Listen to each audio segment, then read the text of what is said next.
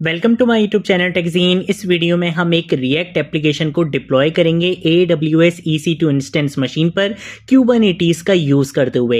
Last video में हमने Kubernetes की इंस्टॉलेशन करी थी, कंप्लीट सेटअप करा था कि किस तरह से हम Kubernetes की इंस्टॉलेशन कर सकते हैं Ubuntu AWS EC2 instance machine पर। अगर आप लोगों ने प्रीवियस वीडियो नहीं देखी है तो काइंडली प्रीवियस वीडियो को ज़रूर देख लेना जिसमें हमने इंस्टॉलेशन करी थी, ठीक है। क्योंकि इस वीडियो में मैं आपको इंस्टॉलेशन नहीं करके दिखाऊंगा, बल्कि हम क्या करेंगे, अपनी रिएक्ट एप्लीकेशन को डिप्लॉय करने वाले हैं। डिप्लॉय कहां पे करेंगे, हम AWS EC2 इंस्टेंस मशीन पर डिप्लॉय करेंगे Kubernetes का यूज करते हुए, ठीक है। तो इंस्टॉलेशन वाला पार्ट हमने इस वीडियो में कवर कर लिया था। अगर आप लोगों ने ये वीडियो नहीं देखी है तो काइंडली इस वीडियो को जरूर देख लेना। इस प्लेलिस्ट को जरूर एक्सेस कर लो, ज्यादा से ज्यादा शेयर करो, क्योंकि यहां पर आपको डेवऑप्स में चीता बनाया जा रहा है, ठीक है। तो इस प्लेलिस्ट को जरूर एक्सेस करो और ज्यादा से ज्यादा शेयर करो। मैं आपको लेके चलता हूं AWS EC2 इंस्टेंस मशीन पर। आप यहां पे देख सकते हो कि हमने ये EC2 इंस्टेंस मशीन क्रिएट करी थी और इसको मैंने यहाँ पे SSH का यूज करते हुए लॉगिन भी किया हुआ है, ठीक है। आज की वीडियो के लिए भी मैंने यहाँ पर आपके लिए एक बहुत अच्छी सी एक रीडमी फाइल, एक डॉक्यूमेंटेशन बनाई हुई है जिसमें सारी कमांड्स आपको यहाँ पे मिल जाएंगी। आपने सिर्फ अपना फोकस रखना है कॉन्सेप्ट्स पे, ठीक है।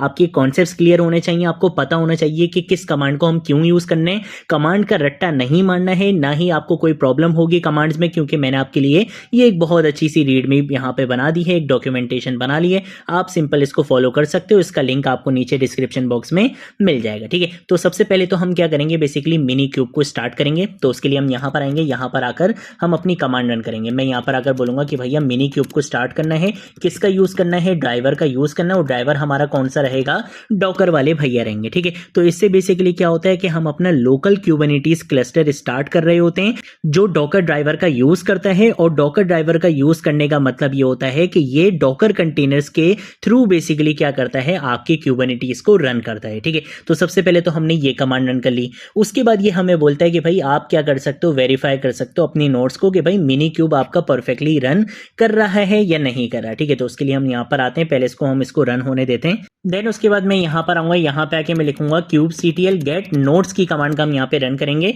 जिससे ये हमें बता देगा कि भाई मिनी क्यूब क्या है आपका रनिंग स्टेट में, ठीक है। तो एक चीज तो हमें यहाँ पे क्लियर हो जाएगी। अब हमें क्या करना है, बेसिकली हमें अपनी रिएक्ट एप्लीकेशन के लिए एक क्या करना है, बेसिकली पॉड क्रिएट करना है, ठीक है। पॉड क्रिएट करेंगे और हम अपनी डॉकर इमेज को भी पुल करेंगे। तो उसके लिए हमारे पास क्या कमांड है, हम यहाँ पे आके देख सकते हैं। हमें ये बोल रहा है कि भाई आपने क्या करना है, kubectl को रन करना है। हमने यहाँ पे अपने पॉड का नाम बता दिया, टू डू लिस्ट ऐप, और इमेज कौन सी यूज करनी है, वो इमेज हमारी ये रहेगी, ठीक है। तो मैं इमेज का जो नाम है वो हम यहाँ पे कॉपी कर लेते हैं, बाकी की कमांड मैं आपको टाइप ही करके दिखाऊंगा, ठीक है। तो हम यहाँ पर आएंगे, यहाँ पर आकर मैं लिखूंगा kubectl के बाद मैं लिखूंगा रन, और मैं अपने यहाँ पे पॉड का नाम बताऊंगा। पॉड का नाम मैंने यहाँ पे रख लिया है टू डू लिस्ट ऐप, ठीक है। उसके बाद हम यहाँ पर आकर क्या यूज करेंगे, हम यहाँ पे आके बोलेंगे कि आपने जो इमेज यूज करनी है वो इमेज कौन सी होगी। ये रिएक्ट की टू डू लिस्ट की एक एप्लीकेशन बनी हुई है, डॉकर हब पर इसकी इमेज अपलोडेड है और वो पब्लिक इमेज है। तो हमने उसका नाम यहाँ पे दे दिया कि इस पब्लिक इमेज के लिए, इस पब्लिक इमेज को बेसिकली मैं रन करना चाहता हूं। तो इस पब्लिक इमेज को रन करने के लिए Kubernetes में मेरे पास एक पॉड होना चाहिए जहां पे मेरी एप्लीकेशन रन होगी। तो पॉड किस नाम से बनेगा, टू डू लिस्ट ऐप के नाम से बनेगा। तो मैं यहाँ पर अगर इस कमांड को रन करूंगा तो पॉड आपका यहाँ पे क्रिएट हो जाएगा। अब पॉड को चेक करने के लिए हम यहाँ पे आके कमांड रन करेंगे kubectl get pods की कमांड। तो यहाँ पे बेसिकली बता देगा कि भाई ये जो आपकी डॉकर इमेज थी ये आपके इस पॉड के अंदर बिल्कुल रनिंग स्टेट में, ठीक है। तो मैं बोलूंगा ठीक है भाई, मस्त सीन हो गया। अब एक काम ये करते हैं कि हम आते हैं अपनी EC2 इंस्टेंस मशीन पे, यहाँ पे जाएंगे सिक्योरिटी पे जाके हम जाएंगे इसके इनबाउंड रूल्स पे, ठीक है। तो सिक्योरिटी ग्रुप्स पे क्लिक करेंगे, एडिट इनबाउंड रूल्स पर आएंगे, यहाँ पर आकर रूल ऐड करूंगा और मैं बोलूंगा कि मेरी एप्लीकेशन रन होती है 3000 पोर्ट पे। तो इस 3000 पोर्ट को हम यहाँ पे अलाउ कर देंगे ताकि हम इसको बेसिकली एक्सेस कर सकें, ठीक है। तो मैंने इसको यहाँ पे ये भी अलाउ कर दिया। वापस आ जाते हैं यहाँ पे और हमारी डॉक्यूमेंटेशन कहाँ गई, यहाँ गई। हमने पोर्ट्स को भी चेक कर लिया। अब क्या करना है, इस पोर्ट को बेसिकली मुझे एक्सपोज करना है, ठीक है। इस पोर्ट को एक्सपोज करेंगे तभी बेसिकली हम क्या कर सकते हैं, इसको एक्सेस कर सकते हैं, ठीक है। तो उसके लिए बेसिकली हमें वही नोड पोर्ट का यूज करते हुए इसको क्या असाइन करनी पड़ेगी, एक पोर्ट असाइन करनी पड़ेगी, ठीक है। तो वो काम करने के लिए हम यहाँ पर आकर लिखेंगे kubectl के बाद मैं यहाँ पे आके लिखूंगा एक्सपोज, कि आपने क्या करना है, बेसिकली एक्सपोज करना है, ठीक है। किसी बंदे को एक्सपोज नहीं करना, बल्कि आपने अपने पोर्ट को क्या करना है, एक्सपोज करना है, ठीक है। तो पोर्ट का क्या नाम है, पोर्ट का नाम है टू डू लिस्ट ऐप, ठीक है। हमने अपने पोर्ट का नाम यहाँ पे लिख दिया। उसके बाद हम यहाँ पे आके बताएंगे टाइप आपने क्या यूज करनी है, बेसिकली बेसिकली नोट पोर्ट का यूज करना है ताकि आप इसको एक पोर्ट असाइन कर सको।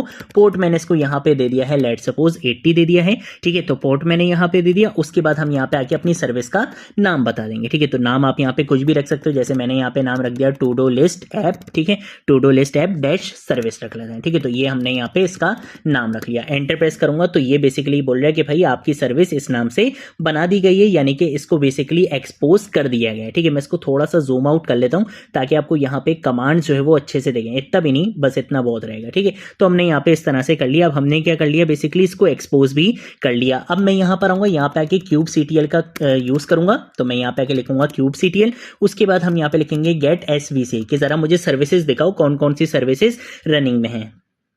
तो देखो इसने यहाँ पे बता दिया कि भाई ये to do list app service note port का यूज करते हुए इस क्लस्टर आईपी का यूज कर रही है, पोर्ट वोर्ट इसने सारी चीजें आपको यहाँ पे बता दी हैं, ठीक है। तो ये सारी चीजें तो मुझे पता चल चुकी हैं। अब मैं क्या करूंगा, मिनी क्यूब का यूज करते हुए मैं इसका यूआरएल एक्सेस करूंगा ताकि मैं चेक कर सकूं बाद में। तो मैं क्या करूंगा, मैं यहाँ पे आके लिखूंगा मिनी क्यूब। मिनी क्यूब के बाद हम यहाँ पे लिखेंगे सर्विस, और सर्विस का क्या नाम है, मेरी सर्विस का नाम ये है, ठीक है। तो मैं सर्विस का नाम यहाँ पे क्या करूंगा, कॉपी करूंगा। कॉपी करने के बाद यहाँ पे पेस्ट करूंगा और उसके बाद मैं बोलूंगा कि भैया मुझे इसका क्या दे दो, यूआरएल दे दो, ठीक है। जैसे ही ये एंटर प्रेस करूंगा, देखो इसने यूआरएल दे दिया, ठीक है। अब मैं क्या करूंगा, इस यूआरएल के ऊपर बेसिकली एक रिक्वेस्ट सेंड करूंगा टेस्ट करने के लिए।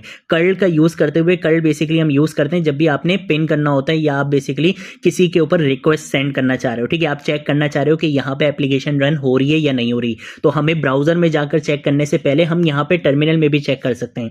जैसे अगर मैं यहाँ पर आऊंगा, यहाँ पे आके लिखूंगा कर्ल, और उसके बाद मैं यहाँ पर आकर इस वाले आईपी को क्या करूंगा, कॉपी करूंगा, यहाँ पे लाके पेस्ट करूंगा। तो इससे बेसिकली क्या होगा कि हम चेक कर लेंगे कि हमारी एप्लीकेशन हमें रिस्पॉन्ड कर रही है या नहीं कर रही है, अभी तक का काम हमने सही करा है या नहीं करा। तो मैं यहाँ पर अगर एंटर प्रेस करूंगा तो देखो इसने मुझे वही स्ट्रक्चर देना शुरू कर दिया है। देख रहे हो, ये इसने मुझे HTML की फाइल जो होती है हमारी रिएक्ट एप्लीकेशन में index.html की जो फाइल होती है, देखो इसने मुझे वो यहाँ पे रिटर्न कर दिया है। तो इसका मतलब है कि भाई मेरी एप्लीकेशन बिल्कुल परफेक्टली चल रही है, कोई मैंने मिस्टेक नहीं करी है।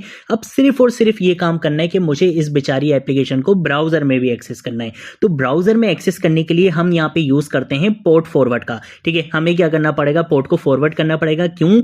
क्योंकि आप अपनी एप्लीकेशन को बेसिकली कहां पे रन कर रहे हो, AWS EC2 इंस्टेंस मशीन में रन कर रहे हो। इसको ब्राउजर पे डायरेक्ट आप ऐसे एक्सेस नहीं कर सकते, क्योंकि आपका नोट पोर्ट हो गया, आपका डॉकर सर्विस हो गई, आपका क्यूबरनेटीज हो गया, सारी चीजें आपकी इस मशीन के अंदर चलनी है। लेकिन अगर हमें ब्राउजर पे एक्सेस करना है तो उसके लिए हमें पोर्ट फॉरवर्ड करना पड़ेगा।